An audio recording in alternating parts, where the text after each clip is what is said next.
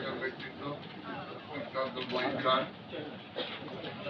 উপস্থিত অন্যান্য সুধীজন, সমবেত ভাই ও বোনেরা, আসসালামু আলাইকুম ওয়া রাহমাতুল্লাহি ওয়া বারাকাতুহু। আজকে এই ধরনের একটি অনুষ্ঠানে আসতে পেরে আমি নিজেকে গর্বিত মনে করছি। আর বাংলাদেশের বর্তমান যে অবস্থা, এই অবস্থায় এই ধরনের ইনিশিয়েটিভ অবশ্যই আমাদের দেশকে সামনের দিকে নিয়ে যাবে, যেটা সবচেয়ে বেশি প্রয়োজন।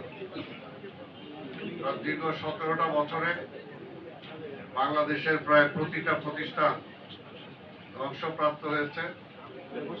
তাই সকলকে যদি রিভিল করতে হয়, তাহলে এই মুহূর্তে এই ধরনের সারা বিশ্বে যে সমস্ত বাঙালি ভাইরা বোনেরা অবস্থান করছেন, মেধাবী ভাইরা বোনের অবস্থান করছেন, তারা যদি বাংলাদেশের এই সময় বাংলাদেশের জন্য এগিয়ে না আসেন, তাহলে ভবিষ্যতে পরিচয়টা কি দিবেন? সেই কারণে আমি মনে করি সারা বিশ্বের আজকের যে গ্লোবাল, আজকে সারা বিশ্ব একটা গ্রাম।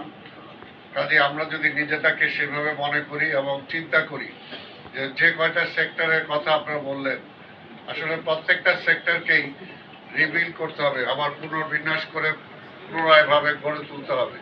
এবং সেটার জন্য যদি গড়ে তুলতে হয়, তাহলে একটা দেশপ্রেমিক শক্তি দরকার, যারা রাষ্ট্র ক্ষমতায় আসবে, যারা অন্তত দুর্নীতিকে না বলবে, যারা সন্ত্রাসকে না বলবে, যারা আইনকে যারা অবজ্ঞা করে তাকে না বলবে। এই ধরনের একটি সরকার আজকে খুব প্রয়োজন। তাই আমরা বিশ্বাস করি দীর্ঘদিন মানুষ তার ভোট দিতে পারে নাই, সামনে 12ই ফেব্রুয়ারি একটা ভোটের সুযোগ আসছে। আমরা বলবো যে আপনারা সবাই আসুন, ভোট দিন এবং আগামীতে একটি পরিচ্ছন্ন সরকার যাতে রাষ্ট্রীয় ক্ষমতায় আসতে পারে এবং আধিপত্যবাদী শক্তির বিরুদ্ধে লড়াই করতে পারে, এই ধরনের দেশপ্রেম যাদের আছে তাদেরকেই আপনারা নির্বাচিত করে আপনারা রাষ্ট্র ক্ষমতায় আনবেন, যাতে দেশের পক্ষে তারা লড়াই করতে পারে, দেশের স্বার্থ তারা দেখতে পারে। কোনো অবস্থাতেই বিদেশে কোনো ডিল করতে যে বা কোনো আইন করতে যে বা কোনো কিছু করতে যে যাতে সেই সময় দেশের স্বার্থ জলাঞ্জলি না দিয়ে অন্য কারো স্বার্থ যাতে তারা না দেখে, এই ধরনের সরকার আমাদের দরকার।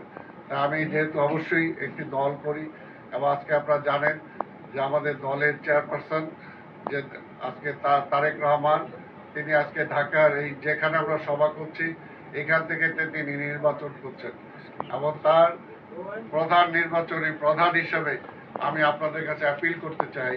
তার জন্য অবশ্যই আমরা বলবো যে তারেক রহমান একটি স্বপ্ন নিয়ে এসেছেন, একটি চিন্তা ভাবনা নিয়ে, একটি পরিকল্পনা নিয়ে এসেছেন দীর্ঘদিন যাবৎ। কারণ আজকে এমন একটা দল বা এমন কোনো ব্যক্তি আর দেখাতে পারবেন না যে আজকে জনগণের সামনে, রাষ্ট্রের সামনে কোনো পরিকল্পনা, কোনো প্ল্যান তারা তুলে ধরেছে। কিন্তু আজকে তারেক রহমানকে সেই ধরনের একটি পরিকল্পনা গ্রহণ করেছে, তিনি তুলে ধরেছে। তাই আমরা বিশ্বাস করি পরিকল্পনা ছাড়া, একটা মাস্টার প্ল্যান ছাড়া আমরা কোনোভাবে এই রাষ্ট্রটাকে আবার সামনের দিকে নিয়ে যেতে পারবো না।